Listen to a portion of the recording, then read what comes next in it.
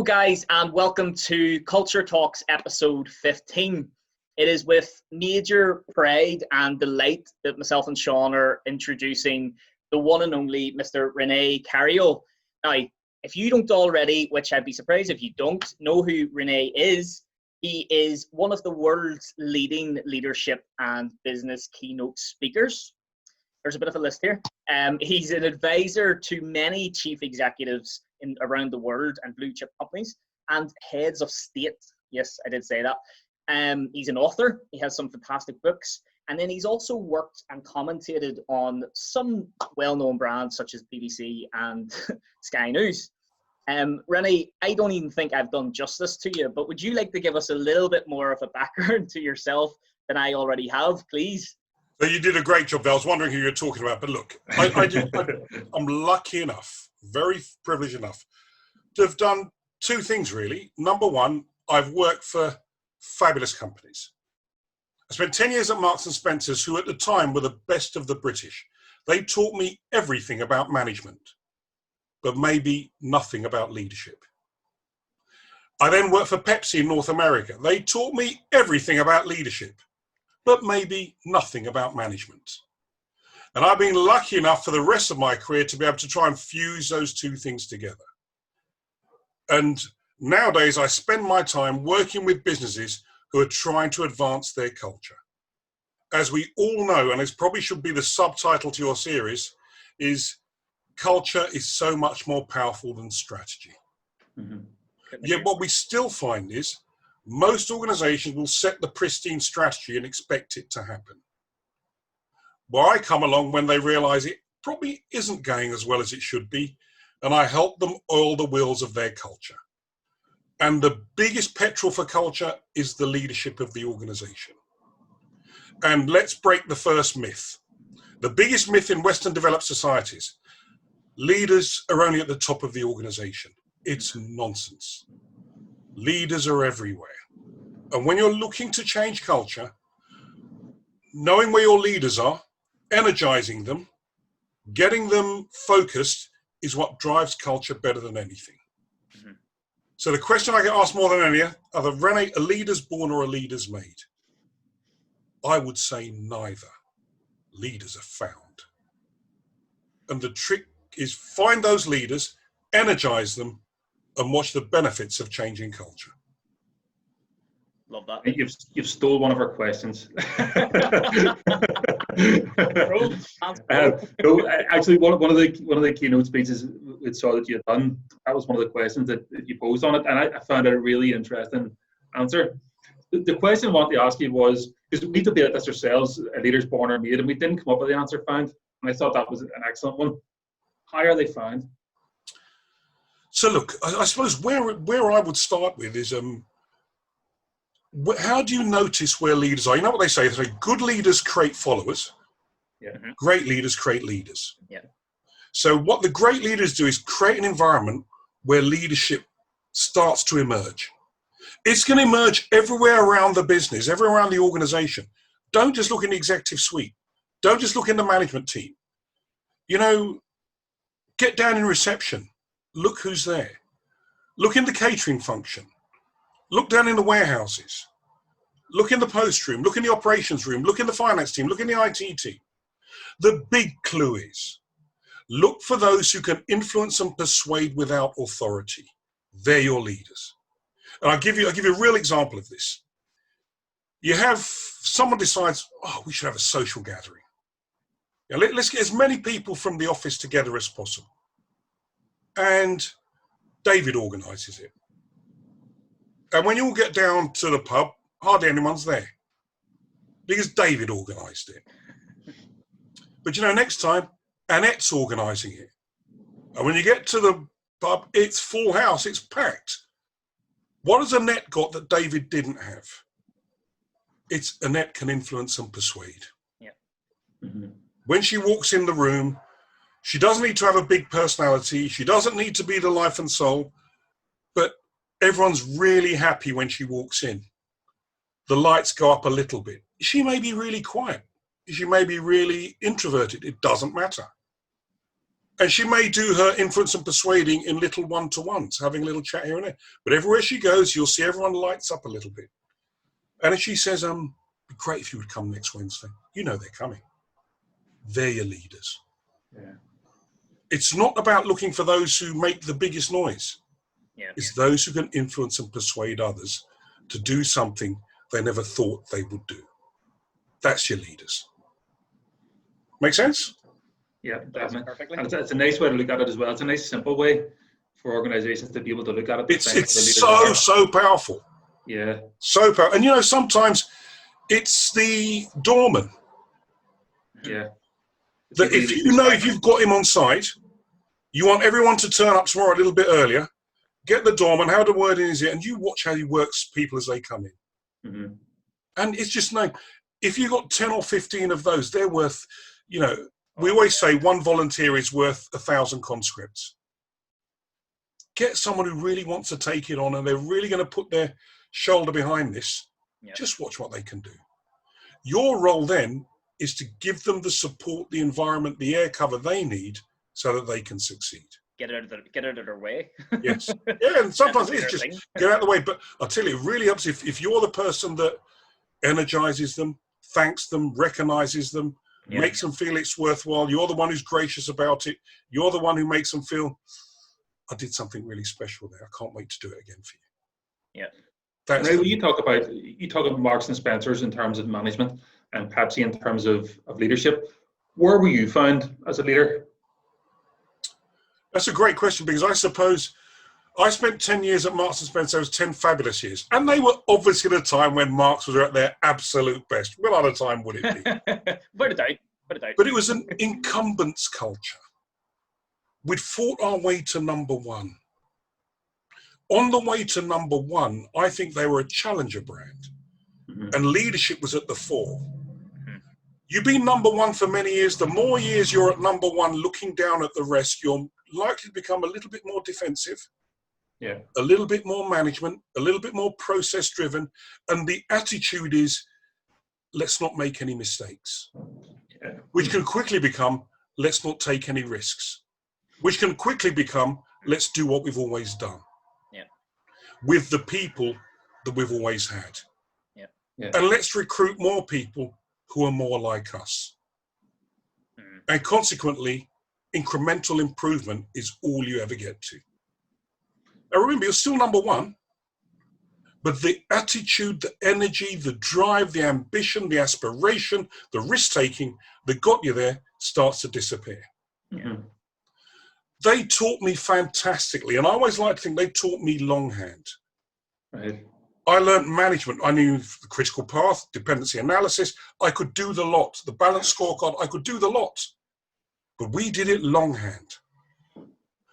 When I went to Pepsi, there was no time for longhand. You did it shorthand.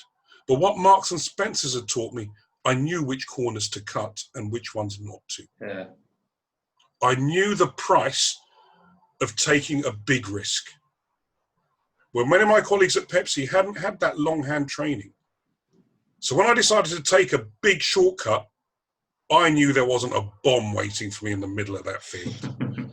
Not all of my colleagues knew that. Yeah. And I suppose, but what Pepsi gave me was, it was a challenger brand. Now remember, Pepsi in 1960 went bust. It was bought for $1 by 2 Harvard graduates, 2 MBA graduates. They came in and they ran it like an MBA case study. So they built Pepsi to this day, as big as it is, it has the culture of a challenger brand. We're never the incumbent. So therefore, we're going to run a little faster. We're going to jump a little higher. We're going to be that little hungrier. We're going to be prepared to make a few more mistakes in order to win. Yeah. The boss used to say to me, throw 10 ideas against the wall. If 2 stick, we're winning. Whereas Coca-Cola, incumbent, make no mistakes. Yeah. Right first time. 0 defect. A very different culture. No decision at Coca-Cola was taken outside of Atlanta, the head office. At Pepsi, I had decision rights. I lived or died by them. If I took and it failed, I'll face the music. Yeah. But I knew my boss would say to me, the only mistake is the one you don't learn from, and you'd better not make it twice. And you learned. You didn't, Yeah. but I realized that Marks and Spencer, I needed a bit more freedom. Yeah. And I needed recognition. And the reward of being part of number one wasn't enough after a while. I didn't want to be the cog in a chain that was brilliant. Yeah. I wanted a little bit of recognition. I wanted to be part. I wanted to feel that my contribution counted. Yeah. And I wanted to have a voice. I wanted to have some ideas. I wanted to, if it failed, I was prepared to live with that. But I wanted a little bit more recognition than a well-oiled machine could afford me. Yeah. Yeah, it's definitely important. The reward and recognition is definitely an important piece for people. Perhaps maybe I got a little bit more recognition than I actually intended, because you're taking on huge responsibility. Yeah. And with responsibility comes accountability, comes trust, and you better deliver. Yeah. And what do you think are the major, so you talk about like the difference between the culture in Coca-Cola and in PepsiCo. Obviously, Coca-Cola are very effective in what they do as a brand. So having that type of culture, why do you think that works for them? Look, there is no universal solution for culture. You could ask yourself, what do you stand for? Where do you want to be? What are you trying to get to? Consequently, what are the values and culture and purpose we're going to weave together? Yeah. So when I say leadership, I mean you have a purpose, you have values, you've got teams, you've got people. And culture. That's all the leadership piece. Yeah. People, teams, values, culture. All come together. All the soft stuff, all the EQ. Yeah. Yeah. We call that software. The management stuff, which is the process, the plans, the activities, the tasks, the balance scorecard, all of those are essential. But they're the hard stuff. They're the stuff you measure. You know, if you measure, you can't. If you don't measure, you can't manage. We call that hardware. Mm-hmm. Mm-hmm. Management, we think. Leadership, we feel. Now, the truth is you need both in every business you're in, and your culture needs to embrace both. But I would say that management is not wanting to lose. Leadership, crudely, is wanting to win. Yeah. And I think, to me, the reason we obsess about it all is that when the science of management says it can't be done, we bring in the art of leadership that gets it done. Yeah. But without the platform that management gives you, leadership struggles.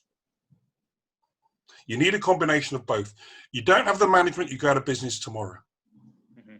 But But in times of change, management alone is not enough. Yeah. You need that little bit more. Yeah. And but do not ever take this an argument against management. Yeah. It's essential. Mm-hmm. And whenever I'm working with a new team for the first time, I look for three categories: the leaders, the experts, and the managers. And you need all three in a team. And sometimes you get really lucky that many people can lead, they can manage, and they're experts. But that's rare. What I tend to see is managers that can lead a bit, experts who might lead a bit, and you might even get leaders who can manage a bit. But the experts tend to be those who may not be the best leaders or the best managers, but they're essential. Yeah. And you put around them the management and leaders. And it's very rare that they're completely separate. Okay. And I always say that when you look at managers, leaders, experts, you want to win, you need more doers than thinkers. So just about enough expertise, not too much. Don't need 12 people telling the one person what to do. You know, you just need one expert, but you need lots of doers. And my leaders and managers are doers. They get things done. And I've never seen a team win without more doers than thinkers. I've never seen a team win without more than one leader. The days of having one leader alone are long gone. Yeah, definitely. It adds a new slant for, I suppose, anyone listening who might be in a difficult circumstance. Obviously, everything going on at the moment, Yes. and so much change, and so many people battle against change. We as beings, we're habitual beings. We don't like change naturally, but you can train your mind. I always say you should get comfortable being uncomfortable and feeling the change and allowing that to happen. And we actually done a Culture Talks episode on formal and informal leaders, and it's about understanding the value of the people in all levels of the structure and how to utilize those people. So hearing you describe it in that way, where you say there's an expert, a leader, and a manager, and ideally you're looking for that one person, but you need more than one leader. That's fascinating, because anyone listening would need to understand that you need to utilize those leaders and nurture them. And I love how you say that you find leaders rather than, because myself and Sean, we have actually had this debate ourselves about, are leaders born, are they taught? And we're very much split right down the middle, but I suppose that's a nice Marriott. We can agree on something. I think this is a really good point. Think about the message you're delivering. Mm-hmm.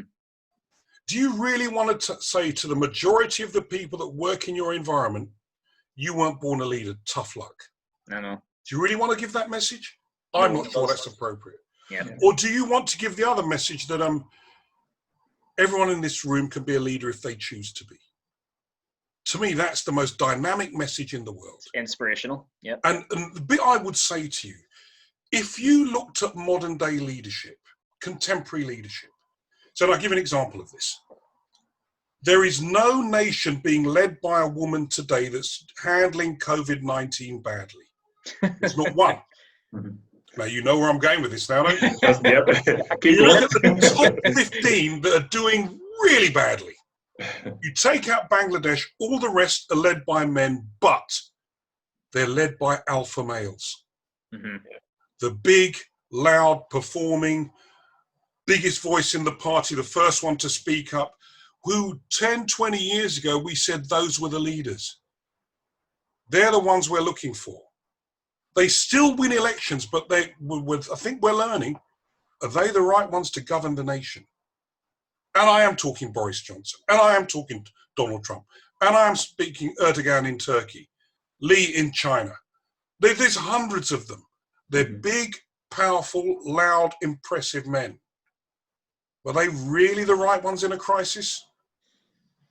Let's think again. Yeah. So the bit that I would say, so what's the model of leadership that works best for us today? Look at mothers at home. Mothers at home is my model. They have EQ, emotional intelligence, never been trained on it. All of their charges, the children, the husband, the brother, the sister, the grand, the mum, the aunt, the uncle, they seem to know which stroke works with which folk. When do I chastise? When do I coax? When do I encourage? When do I draw a sanction? When I do boundaries? When do I, it's enough speaking now. You're going to do it. When is it time for bed? And they know that every single one of their charges needs something different. And do you know what? They provide that difference. Yeah. And I wonder where they were coached or which degree they've got. That's my model of the leader today. It's the one that fully respected, no stripes, not necessarily authority, but it's respect. Mm-hmm. I want to do it for you because I know that you've got my back. I know that you're there for me. I know you'll give me unconditional support. And I know if I need a direction to go in, you'll share that with me. And I know where to find you. I know where to look for you. And I know that you know who I am. And you've made me feel my contribution counts. You know my first name. You know the things I like and I don't like. And when you come and talk to me, it's a conversation, not a bunch of orders. There are times when you'll be quite straight with me that I need to perform. And the last thing I want is for you to be disappointed with me. So I'm not going to allow that situation to happen. But you know what? You check in with me on a regular basis. When something goes well, you go out of your way to come and let me know that I played a hand in that. And no matter where I am, I know that you make me feel I'm an essential part of your team. You know what? That's all I need. You give me that, I'll give you my best. Love that. Brilliant. So that's such a nice way to think of it. And it really simplifies things, doesn't it? It's like when we talk about the leader that's fine and comparing that to a mother, it's someone everyone can relate to, obviously. Someone we've been inspired by. And what person of formal leadership now do you think kind of fits that bill? So do you know, it's interesting because I now look at the coach. There was a time when it was a hierarchy. Yeah. And it used to be the cleverest man in the room who sat at the top of the hierarchy. They made every call, they solved every problem, they started every initiative, and nothing moved unless they said so. Mm-hmm. And we had that model, and we've still got it in many places today. But the world is so fast. The market is so unforgiving. Technology can do so much. One person can't make all those calls anymore. We need the team. And what the team needs is a leader who may not be the subject matter expert, may not be the most experienced, but may be the person that everyone wants to do the right thing for. Yeah. Maybe the person that it's not looking up to, it's knowing that they're there for you. And if I had to give an example today, as much as it hurts me, look at Jurgen Klopp, what he's done at Liverpool. And I think it didn't start last year, it started 4 years ago. Yeah, he and I said think that at the start, didn't he? And if you looked at his career, he started managing at Mainz. Mm-hmm. Mainz, German working class town, working class football club. He came into it with a very working class mindset. He got to know everyone, he built relationships, he built trust, and he built trust with the players, the club, the locale, the local population, the schools. So everyone trusted Jurgen. Do you know what happened then? They went from success to success. No one wants to let Jurgen down. Yeah. Jurgen had everyone's back. Where did he go to next? Borussia Dortmund, working class club. Did exactly the same thing. Where did he go to after that? Liverpool, working class club. He knows what his spikes are, he knows what his strengths are, and he puts them into place. Do you think he would be as a big a success at Manchester United? I very much doubt it. Mm. Could he do Bayern Munich, FC Hollywood? I doubt it.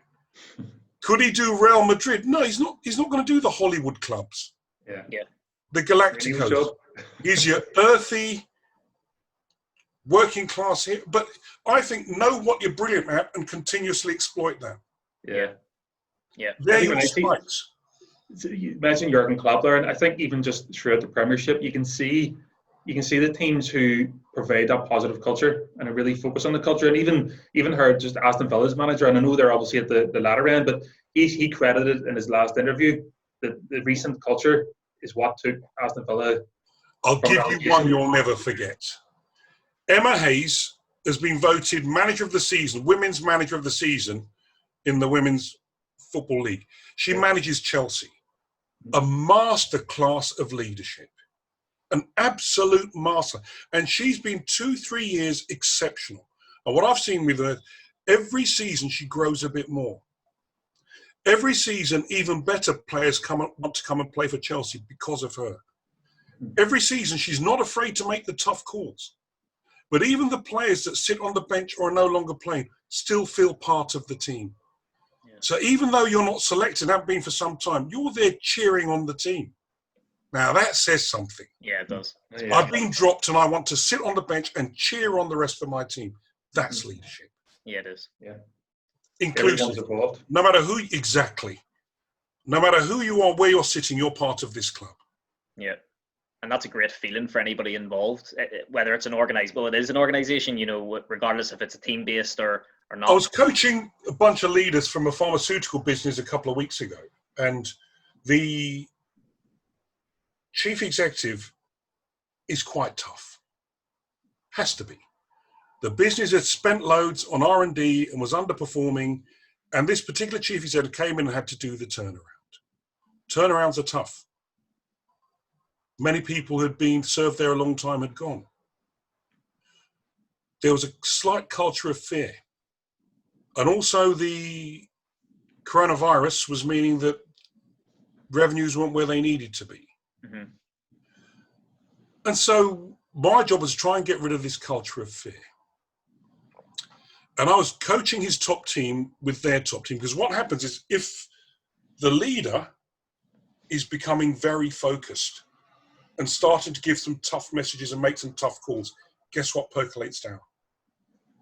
And that culture of fear, that rather direct approach, the catching people doing things wrong, the not tolerating any mistakes, it was becoming quite tough and divisive. So I coached them with one simple mechanism, that you earn the right to challenge. No leader has the right to challenge, you earn the right to challenge. How do you earn the right to challenge? You support, then you've earned the right to challenge. Mm-hmm. If when you walk through the door, people feel bare challenge, you're going to have a culture of fear. If you walk through the door and people feel genuine support, then you probably never need to get to challenge. So, and I gave them a few stories that, I've supported you, now performance has dropped. My conversation with you will go something like, David, you're a lot better than that. I don't know what's gone wrong, but how do I support you further to get you back to where you were? You're going to try everything for me because I've been so supportive. It's so much more powerful and effective that I come in every day and I'm shouting, I'm screaming, I'm kicking the chairs over, and I'm saying, guys, heads will roll. If we don't get this back up, heads will roll. That's not the attitude of today. It's leaning on those relationships, like you said, the stay-at-home mum model. No one. Let's face it, it's worse than being shouted at when your mum says, I'm disappointed in you, or correct, I expect more out of you. It has much more of a profound effect on you. It plays on your mind. You want to play up to their expectation, and that's exactly what you're doing there when you say what you say. That's the new leadership. Mm-hmm. That's the new leadership. And the leader, I think, so some people say to me, but you know what, René? I get it, but I'm so busy. How am I going to get the time to do it? Mm-hmm. Yep, we hear that. Where do I make the time for leadership? And I'll say, take every single task that's on your desk for this week, push that down to your team. Empower them. Yeah. Don't give them, this delegation doesn't work anymore. It's too long, too slow. It's not, here's 2-3 tasks, go do them, come back to me, I'll tell you whether it's okay. You ain't got the time. Empower them, give them decisions to make. You become coach. Mm-hmm. And what you do, you're visible, you're leading, you're everywhere. You're managing by walking around, you're leading by visibility. You know everyone's first name, you've met their partners, you've met their kids. You're the living embodiment of the team. And I would say, the strength of the pack is the wolf, the strength of the wolf is the pack. You need to be part of the pack. No room for lone wolves. Yeah, no ivory towers. None whatsoever. You're on the floor. You're sitting with them. You're there, you're oxygenating the environment they work in. And you can't have time. When you walk around, you don't go with a list of tasks. You don't go with the progress to check on progress. Mm-hmm. You're there to check on people. Because without those people, nothing else happens. Mm-hmm. In your book, René, you sort of talked about that with Marks and Spencer's as well, about the processes took over people. Yes. And that's obviously was one of the sort of downfalls of that point for Marks and Spencer's. You can see how it can happen. We've got COVID-19. We've got a crisis.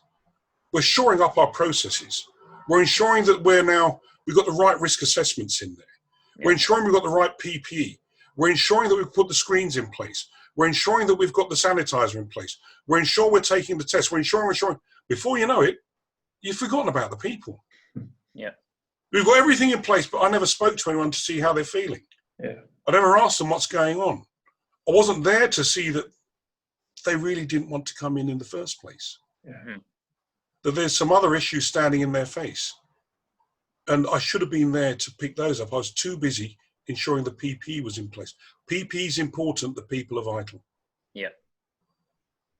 you don't have the people, you don't have a business. But it's easily lost. Yeah. When we go back, sort of talking about the post-COVID problems that businesses have, we were sort of going back to looking at that Maslow hierarchy of needs, where you're kind of going that people don't have that safety that they had before. The people coming back don't have that psychological safety that they had because there's so much fear around, and everyone has been impacted so differently. Yeah. That organizations, as you say, need to focus on the people in order to get things back up and running and get where they need to go again. So you're taking us back to where we came in. Put the right people in the right places. The leaders, identify your leaders and give them one message. You're here to ensure that everyone here feels great. Yeah. How about my task and my deliveries and the EBITDA and the profitability and the targets? They come because people feel great. Yeah. Happy people, happy customers, happy business. Mm-hmm. Not the other way around. And you know the great quote is, no one cares how much you know till they know how much you care. Love that. Yeah. I love that. Listen, René, I know you've got a very busy day, and we are honoured to have had you for the time that we have.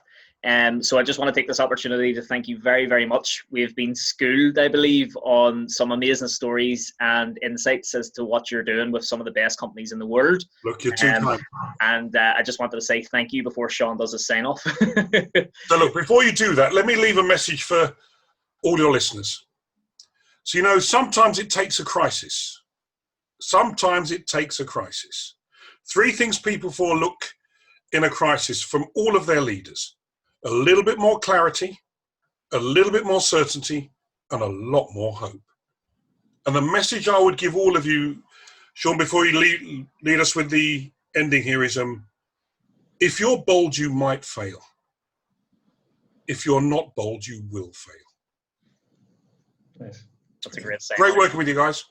You too, René. I heard just to sort of before you finish off, the message you just gave there was the one that I heard the first time I actually seen you speaking was an MLN event, and when you talked about the sort of 3 aspects of leaders, I've been applying that to the likes of Boris Johnson and Donald Trump, and you can really see where that message is true. I thought we were talking leadership here.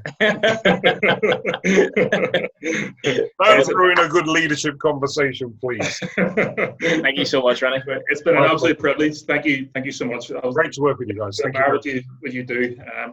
Great message. So thank you very much, guys. Thank you for listening. It's been a pleasure having René here.